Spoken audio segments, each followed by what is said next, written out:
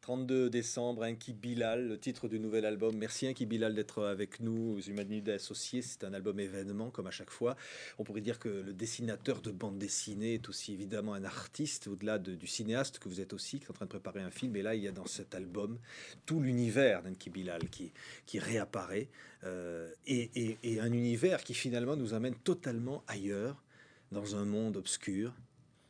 Bah, c'est le reflet, enfin, c'est un des reflets que je vois dans le monde que je vis, dans lequel nous vivons.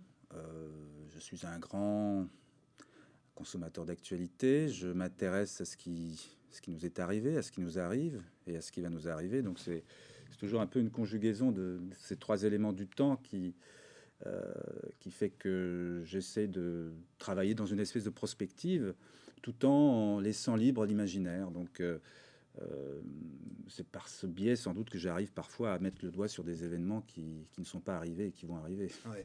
L'album précédent était prémonitoire d'une certaine façon, vers notamment la description d'attentats. On a vu le 11 septembre depuis. Aujourd'hui, vous nous parlez d'un monde aussi terrible. Hein. C'est le même. Comme c'est une trilogie, ça c'est le deuxième volet. Donc là, il y a... disons que c'est la suite. En fait, si je devais faire se dérouler dans un temps, dans une durée, les trois albums, je pense que ça durerait 1 an et demi, 2 ans. Donc c'est la vie de trois personnages, principalement trois personnages, il y en a beaucoup d'autres bien sûr, mais trois orphelins de Sarajevo, qu'on retrouve 30 ans plus tard, donc dans un monde qui finalement est le reflet de celui qu'ils ont connu à leur naissance, sous les bombes et sous... c'est une façon de parler aussi de la mémoire, bien sûr. Ouais. Alors, cette mémoire qui vous ramène à Sarajevo, parce que Sarajevo, c'est un mot aussi dans votre œuvre, d'une certaine façon. Ça exprime quelque chose. C'est un symbole, Ouais. oui. On peut dire que Sarajevo... alors, c'est injuste aussi de ramener l'éclatement de la Yougoslavie, le drame des Balkans à Sarajevo. Il y a eu aussi Vukovar, il y a eu Srebrenica. Il y a aussi Belgrade. Il faut dire aussi qu'il y a eu une souffrance à Belgrade. Il ne s'agit pas de dire ici maintenant les mauvais sont d'un côté et les bons de l'autre. Donc il y a eu de la souffrance partout, de la souffrance provoquée par des nationalistes qui sont de tous les bords et qui ont produit des choses monstrueuses et qui ont gâché surtout un pays qui aurait très bien pu être déjà européen, mais au sein de la communauté européenne. Et donc effectivement, Sarajevo symbolise un peu tout ça. Symbolise aussi ce qu'il a été, cette ville qui a été magnifique et qui a été un mélange de culture, de religion, qui était très vivante, enclavée comme ça dans des montagnes, mais d'une vraie vie, d'une belle vie. Et elle symbolise le gâchis de cette guerre. Ouais. Et il y a évidemment le personnage, ouais, le personnage maléfique dans ce livre qui réapparaît avec cette tête démantibulée comme une œuvre d'art aussi, parce que finalement la mort dans ce monde-là devient presque une œuvre d'art. Ah, ça c'est terrible, mais il faut le voir évidemment avec un tout petit peu de recul. Là, je me suis un petit peu amusé quand même, parce que sinon, s'il n'y avait pas de second degré ou un tout petit peu de recul, je crois qu'effectivement, ce serait un livre assez terrifiant. Là, il y a comme ça, c'est une forme de posture. Warhol, donc déjà, il y a un double clin d'œil. Le fait que ce soit, en anglais, ça veut dire le trou de la guerre, ce qui évoque le début du sommet du monstre. Et puis en même temps, il y a un clin d'œil à l'artiste Warhol, même s'il n'y a pas de correspondance directe, se prend en fait pour un artiste en essayant de s'exprimer par le mal suprême. Il considère que l'art suprême, c'est le mal suprême. Et en ça, et c'est terrible aussi d'une certaine manière, il rejoint la réalité. Et ça m'a extrêmement troublé aussi, parce que lorsque j'ai commencé 32 décembre, c'était en l'an 99, 2000, on était au début du siècle, et évidemment le 11 septembre 2001 n'était pas encore arrivé. Et lorsque j'ai vu les conséquences et surtout la manière dont ces deux tours à New York ont disparu dans une espèce de gerbe extrêmement esthétisante, presque un effet spécial de cinéma hollywoodien, en temps réel, vu par toute la planète, il y a vraiment eu quelque chose de terrible. J'ai pensé à une performance d'artiste fou, un malade mental qui aurait décidé de faire un happening artistique. Et c'est là que la réalité rejoignait aussi les travaux de ce Warhol. Ouais, il y a de mini-bombes atomiques qui explosent, des servent d'invitation, des critiques qui meurent et qui presque s'en réjouissent parce que le spectacle était beau. Oui, bah ça aussi, c'est un petit peu c'est le jeu. Il y a un côté ludique dans ça. Alors c'est vrai, jouer avec l'horreur, c'est peut-être pas très moral, mais en même temps, dans cet album, il y a les trois personnages, ils sont quatre même, comme les trois mousquetaires, et il y a, je pense, beaucoup plus de chair, de sensualité, de désir. Et ça, c'est profondément humain. Donc, quelque part, dans un monde que je représente terrible et terrifiant, moi, le premier, en tant qu'auteur, j'ai besoin de donner et de recevoir de mes personnages de la sensualité et de l'amour. Et la mémoire, à certains moments, c'est l'amnésie, le fait de perdre la mémoire. Finalement, dans une œuvre qui nous ramène, c'est pas de la science-fiction, parce que vous le dites, on est bien dans le présent, la mémoire. On a peur de la perdre. Alors déjà, on n'en a pas beaucoup. Hein. On n'en a pas beaucoup.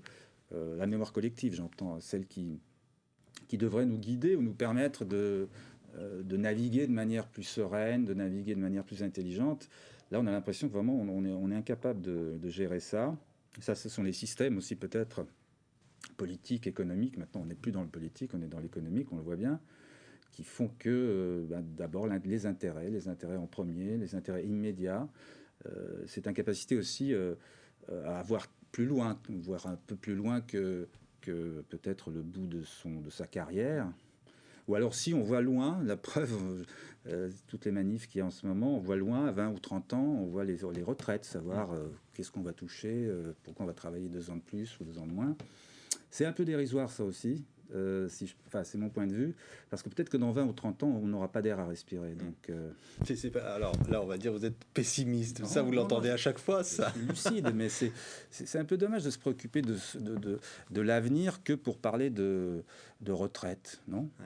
Si on se préoccupait de l'avenir en parlant précisément je sais pas, du trou d'ozone, d'écologie sans faire de messages un peu naïfs, c'est pas ça. Je suis pas du tout un engagé à ce niveau-là, mais en tant qu'auteur ou artiste, je me sens le droit et même le devoir sinon de provoquer, du moins de dire clairement les choses. Cet engagement, finalement cette revendication de l'engagement dans votre œuvre, hein, je ramène à ce que vous disiez au début, c'est l'enfance, c'est forcément les souvenirs de la Yougoslavie, de Tito, c'est forcément ce monde où l'on est victime, où l'on peut être victime, on peut perdre sa liberté.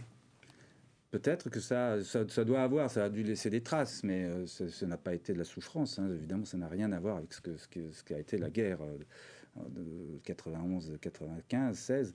Mais il doit y avoir de ça, mais c'est peut-être aussi le fait ayant vécu ça, je me pose des questions différemment, ayant été déplacé de manière pacifique. Hein. Je n'ai pas fui, vraiment. C'est mon père qui a décidé de partir, de quitter la Yougoslavie, mais quand je l'ai rejoint, c'était des retrouvailles. Donc j'étais dans une vie normale, mais qui s'ouvrait sur une autre culture, sur une autre langue. Et ce déplacement, peut-être aussi, m'a marqué, parce que je crois qu'il faut être assez vigilant, assez lucide.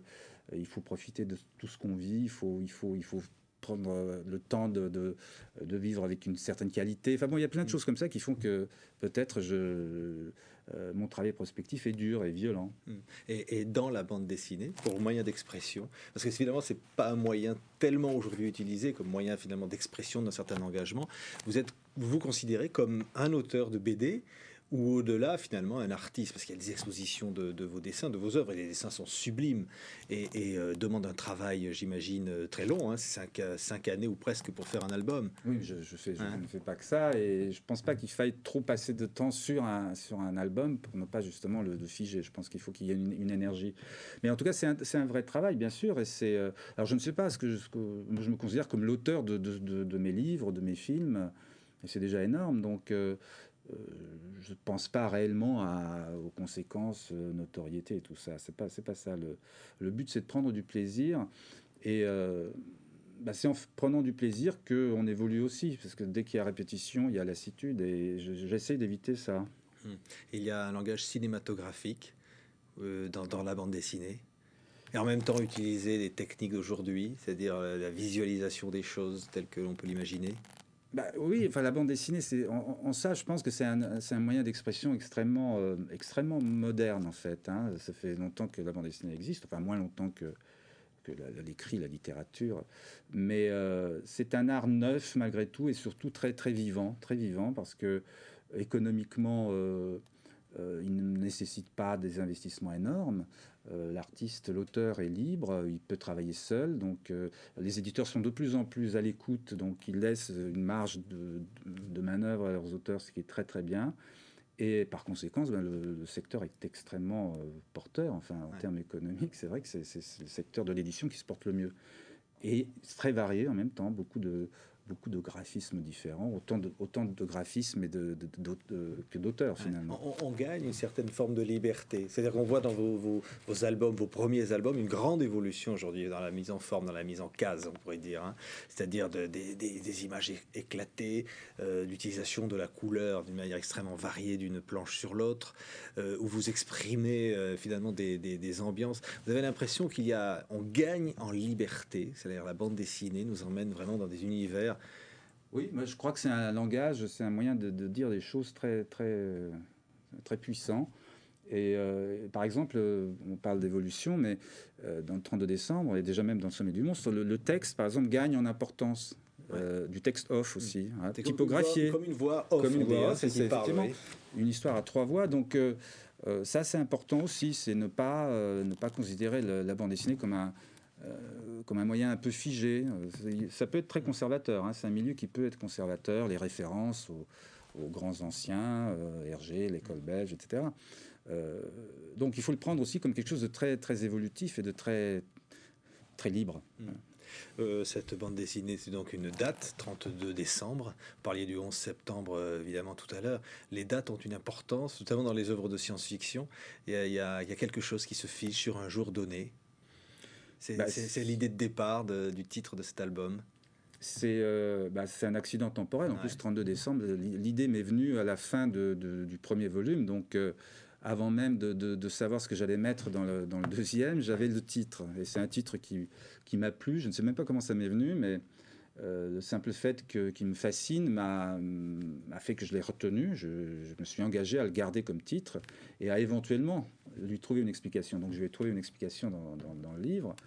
Mais c'est effectivement une ouverture sur autre chose. On n'est plus dans le temps réel. Et les textes qui sont aussi très beaux, qui accompagnent ces bandes dessinées en voix off. Je serrai très fort son corps, cette nouvelle pour anthracite, tout droit sortie de mes cauchemars, très fort et très longtemps, comme pour tenter d'en conjurer l'extravagance. Et évidemment, le texte nous amène aussi dans cet univers, qui Bilal. Le bonheur aujourd'hui pour vous, c'est de voir une bande dessinée comme ça, finalement aussi originale, aussi personnelle, rencontrer un public aussi nombreux. Oui, bien sûr que c'est un bonheur. Il y a eu le bonheur de faire déjà, d'écrire, bien sûr, beaucoup. L'écriture compte énormément. D'écrire, de peindre, de fabriquer un livre, et qu'un éditeur qui y croit aussi. Donc c'est bien de se sentir soutenu. Et puis, alors, effectivement, ce succès qui est... c'est surprenant. Moi, ça me surprend parce qu'il y a beaucoup d'exigences dans un travail comme ça. Et ça demande beaucoup de travail aussi au lecteur. Donc... ce ne sont pas des livres qu'on peut lire en une fois. Il faut revenir dessus.